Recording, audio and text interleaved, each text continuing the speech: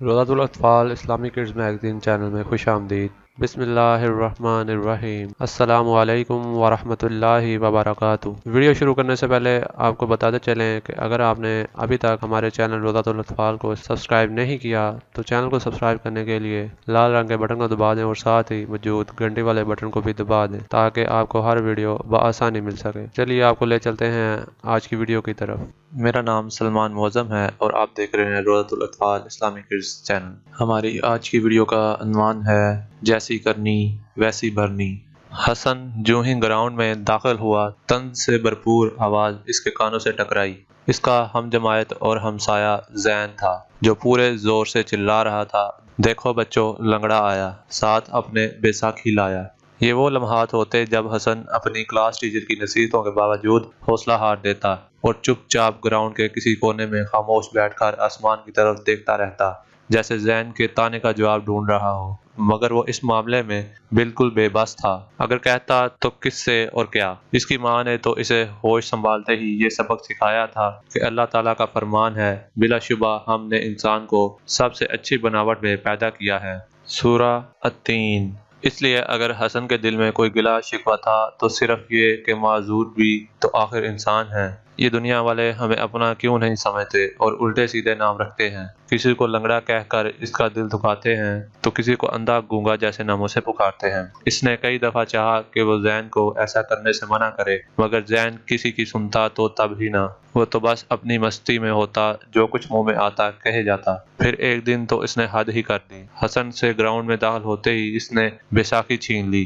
حسن بیچارہ کبھی دائیں گرتا تو کبھی بائیں اور زین چلاتا رہا، لنگڑے آ جا، ٹانگ اپنی لے جا۔ یہ ڈرامہ تو جلد ہی ختم ہو گیا، لیکن اس دن کے بعد حسن نے پکا ارادہ کر لیا کہ وہ آئندہ گراؤنڈ میں نہیں جائے گا۔ زین کے والدین شکایتوں کے باوجود بھی اسے کبھی اس حرکت سے منع نہ کرتے تھے اور حسن صرف اتنا کہہ پاتا کہ یا اللہ میرے اس بھائی کو ہدایت دے، یا اللہ تو زین اور دوسرے لوگوں کے دل میں یہ احساس پیدا کر دے کہ معذور کو بھی تو ہی پیدا کرتا ہے، اگر ان کے اپنے اختیار میں ہوتا تو کبھی بھی معذوری لے کر دنیا میں نہ آتے۔ اور پھر اس کی آنکھوں سے نہ رکنے والے آنسوں کی قطار چل پڑتی۔ امی امی جی، وہ بار بار یہی پکارے جا رہا تھا۔ اس کی ماں اس کی ہر آواز پر جی بیٹا جی، کہو میرے لختے جگر کیا بات ہے کا ورد کر رہی تھی۔ ادھر زین نے اپنی ماں کے ہونٹ ہلتے دیکھے تو وہ چیخنے لگا، مجھے آپ کی آواز بھی سنائی نہیں دے رہی امی، میں آپ کو سن نہیں سکتا، مجھے کچھ بھی سنائی نہیں دے رہا۔ وہ پاگلوں کی طرح چیخ رہا تھا اور جب اس نے اٹھنے کی کوشش کی تو وہ اٹھ بھی نہ سکا، اور جب اس کی نظر اپنی ٹانگ پر پڑی تو وہ اپنے حواس کھو چکا تھا۔ اسے کئی گھنٹوں بعد ہوش آیا۔ اب اس کی معذوری ایک حقیقت بن کر اس کے سامنے تھی اور اسے قبول کرنے سے انکاری تھا۔ زین کو رہ رہ کر حسن کا خیال آتا جسے وہ تنگ کرتے نہ تھکتا تھا، اور اب اس کے دیے ہوئے طعنے اور اس پر کسے ہوئے فکرے اسے ایک پل چین نہ لینے دیتے۔ جیسی کرنی ویسی بھرنی کی سزا زین کو ایک حادثے میں مل چکی تھی اور وہ اپنی ایک ٹانگ سے معذور ہو چکا تھا۔ زندگی سے مایوس زین ہر وقت گھر پڑا رہتا۔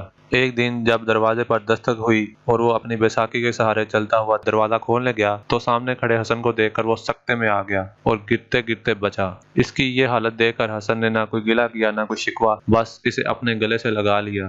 زین سسکیاں اور آہیں بھرتا ہوا معافی مانگ رہا تھا۔ حسن نے زین کو معاف کر دیا اور اسے زندگی کی طرف لوٹ آنے کا حوصلہ دیا اور اسے بتایا کہ اگر تم اپنی اس معذوری کو ذہن پر سوار کر لو گے تو پھر دنیا کی تلخ حقیقتوں اور دنیا والوں کا سامنا کیسے کرو گے۔